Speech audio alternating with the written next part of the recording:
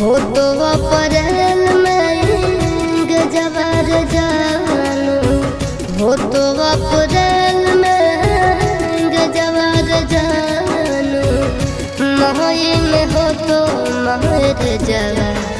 जानू, करली है काठ के कर जवा जानू,